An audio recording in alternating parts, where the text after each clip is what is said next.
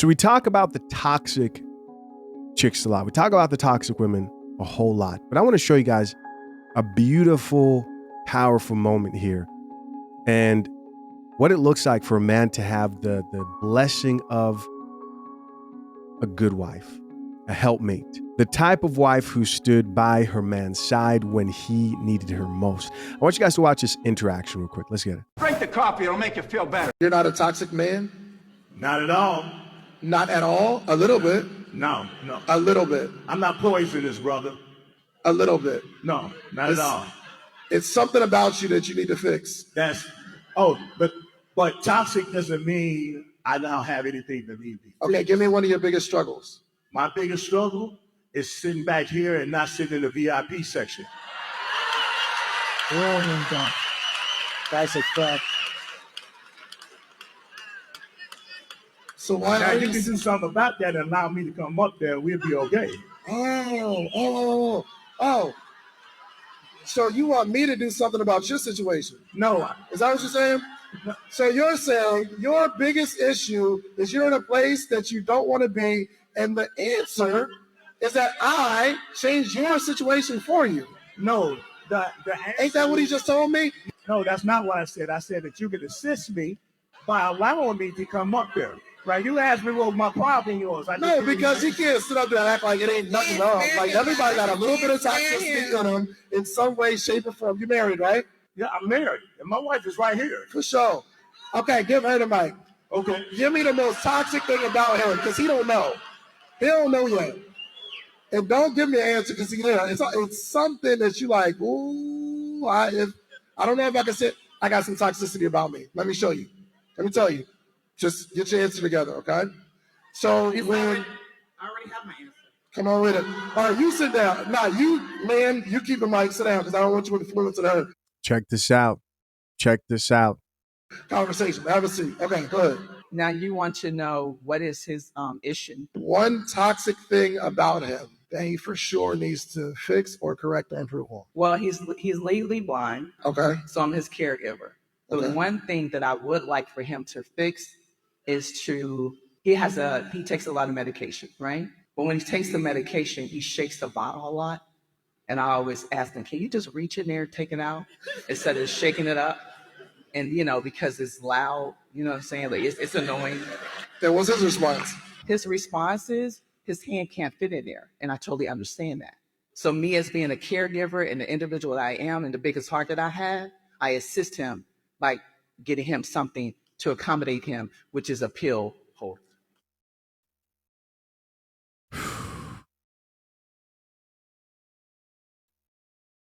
Let's keep listening. How long you been married?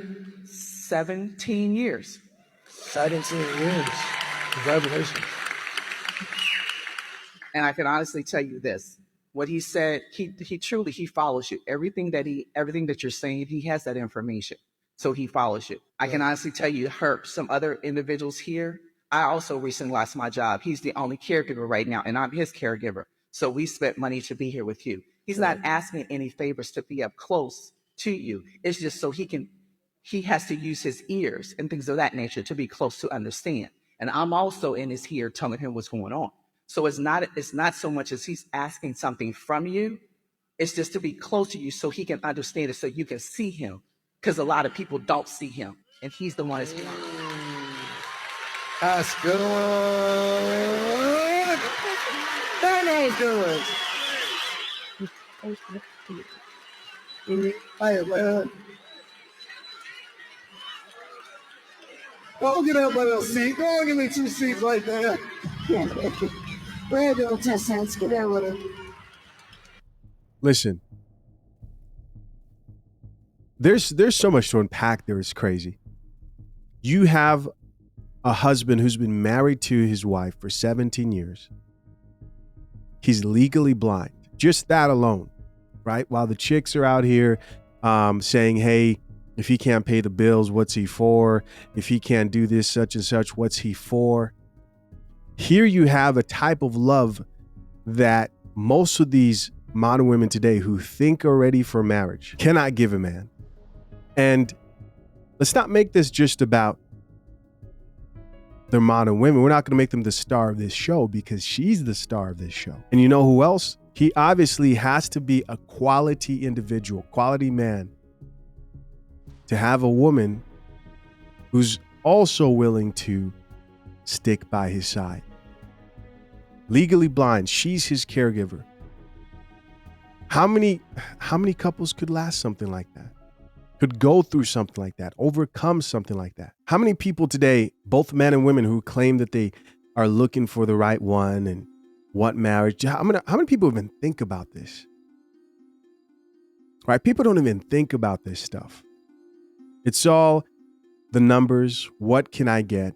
What can you do? They don't think that things can happen that can change the situation of your marriage, and you're committed to that person for life.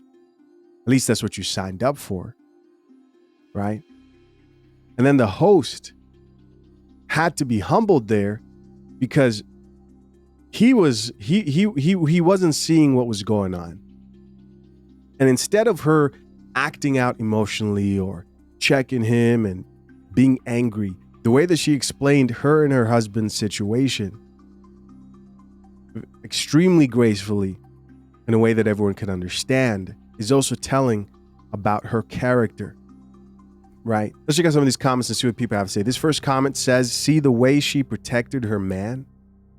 That's a wife right there. I think when she says protected him, she could have easily started naming off a bunch of things that he wasn't good at, or toxic traits, but she didn't do that. In that moment, I think that was on purpose. Somebody else here says he's lucky to have her. This commenter says she stood on business for him and her. See, that was the comment, but the response is what I like. It says they are blessed to have each other. They're blessed to have each other, both of them. Somebody else here added, she just made me sit up and adjust. What a phenomenal woman.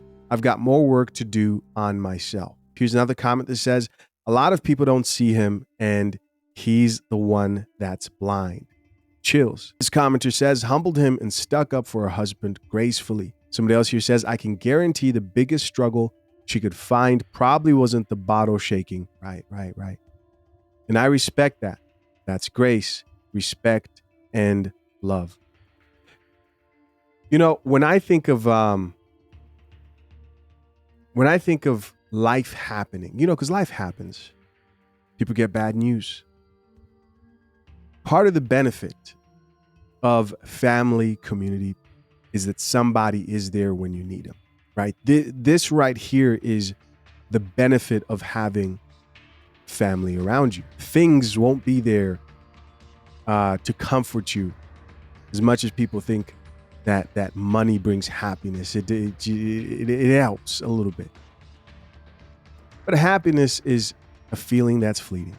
But no one really thinks about the benefit of going through something like this and being extremely grateful that you have a woman who stood by your side. Shoot, I remember another story a while back. Oh man, that was a sad one. Sad story.